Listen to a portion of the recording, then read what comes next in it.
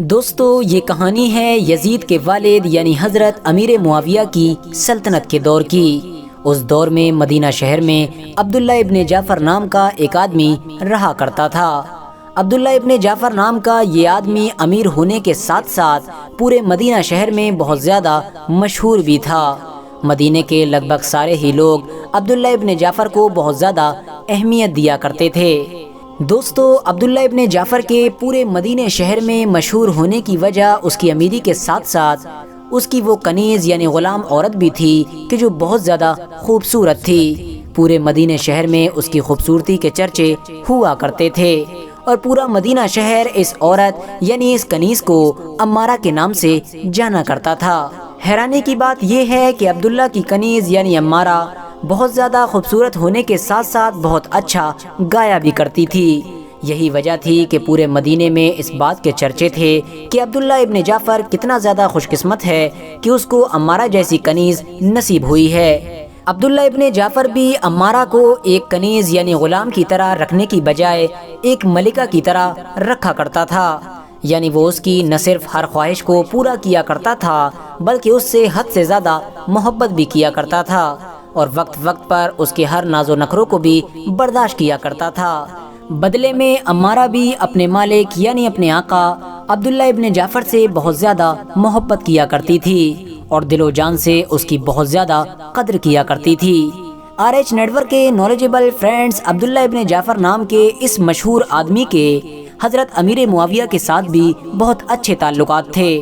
آپ کو بتاتے چلیں کہ امیر معاویہ اس دور میں مسلمانوں کے حکمران تھے، اسی لیے عبداللہ ابن جعفر حضرت امیر معاویہ سے ملنے کے لیے اکثر مدینہ سے دمشق کی طرف جایا کرتا تھا۔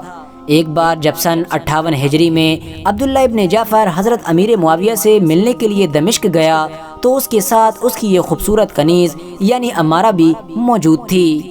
ایسی ہی کسی ملاقات میں اچانک سے ایک دن امارہ کا سامنا حضرت امیر معاویہ کے بیٹے یعنی یزید سے ہوا۔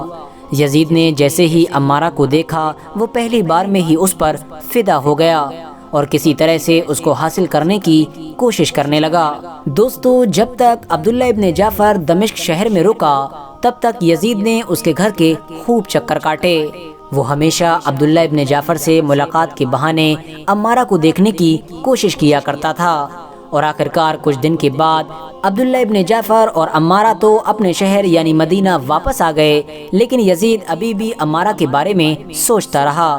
اس کے دل سے امارہ کسی بھی طرح سے نکلنے کے لیے راضی نہیں تھی۔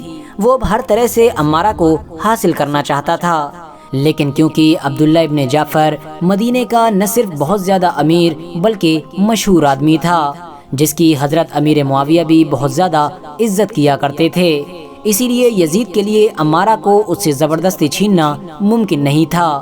اب یزید نے یہ ڈیسائیڈ کیا کہ جب بھی وہ سلطنت کی گدی پر بیٹھے گا تو سب سے پہلے امارہ کو ہی حاصل کرے گا، اور خوش قسمتی سے یزید بہت جلد ہی سلطنت کی گدی پر بیٹھنے میں کامیاب ہو گیا تھا۔ لیکن دوستو سلطنت کی گدی پر بیٹھنے کے بعد بھی یزید امارہ کو زبردستی حاصل نہیں کر پایا، کیونکہ عبداللہ ابن جعفر بھی کوئی عام آدمی نہیں تھا۔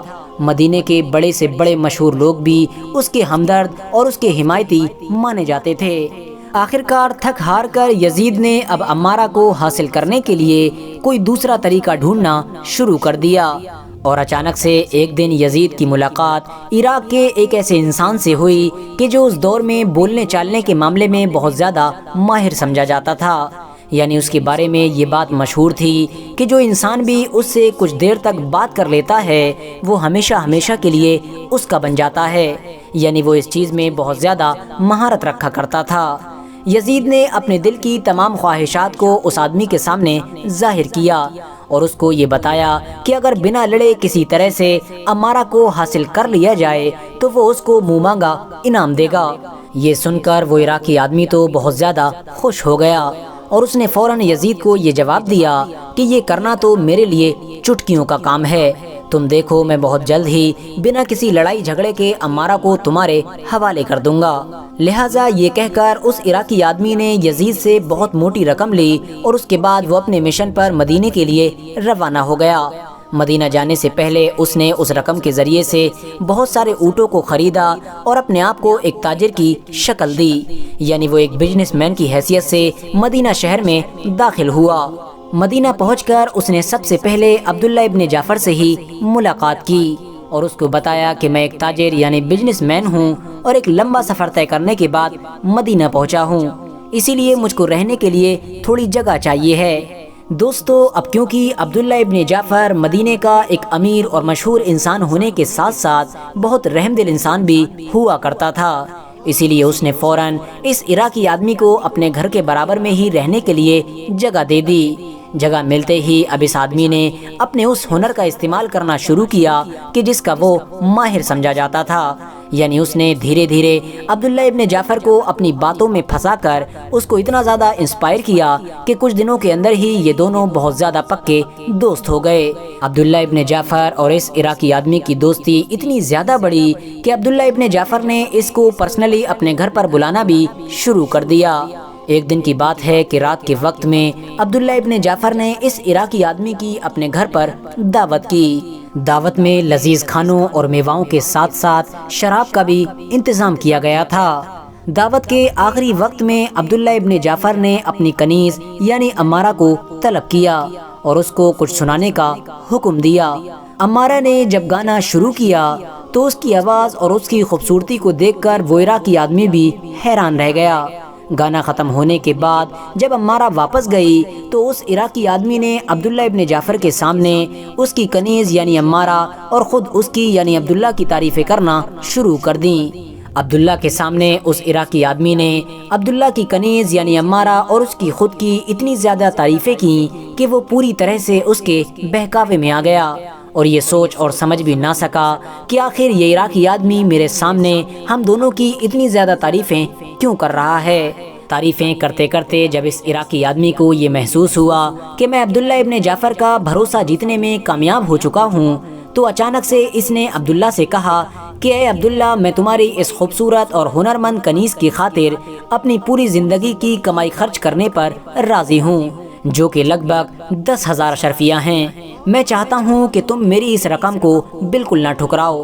دوستو، کیونکہ یقیناً یہ ایک بہت بڑی رقم تھی اور ساتھ ہی ساتھ عبداللہ ابن جعفر اس وقت پوری طرح سے شراب کے نشے میں تھا، اسی لیے عبداللہ ابن جعفر نے اس کے اس سودے پر فوراً ہاں کر دی۔ لیکن جب صبح میں یہ عراقی آدمی 10,000 اشرفییں لے کر عبداللہ ابن جعفر کے گھر پہنچا تو عبداللہ کے ہوش اڑ گئے، کیونکہ رات میں تو وہ پوری طرح سے شراب کے نشے میں تھا۔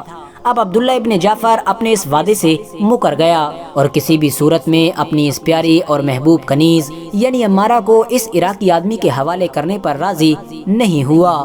لیکن دوستو، اب اس عراقی آدمی نے عبداللہ ابن جعفر کو وعدہ توڑنے کے جرم میں مقدمہ کرنے کی دھمکیاں دینا بھی شروع کر دیں۔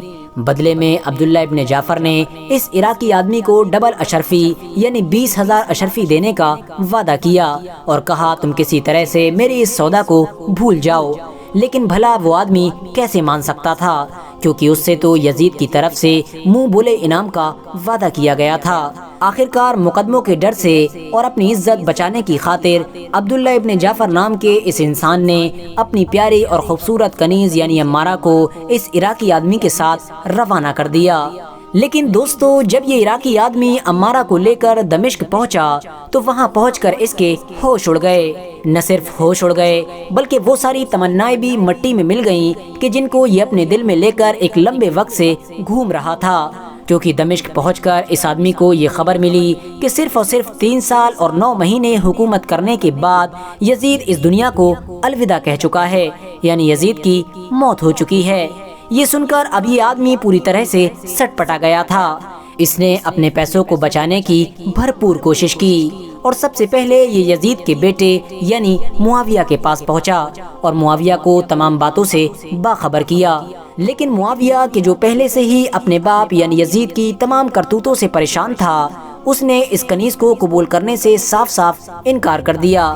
آپ کی کنفیوژن کو دور کرنے کے لیے بتاتے چلیں کہ یزید کے والد یعنی فادر کا نام تو حضرت امیر معاویہ تھا ہی، ساتھ ہی ساتھ اس کے بیٹے کا نام بھی معاویہ ہی تھا۔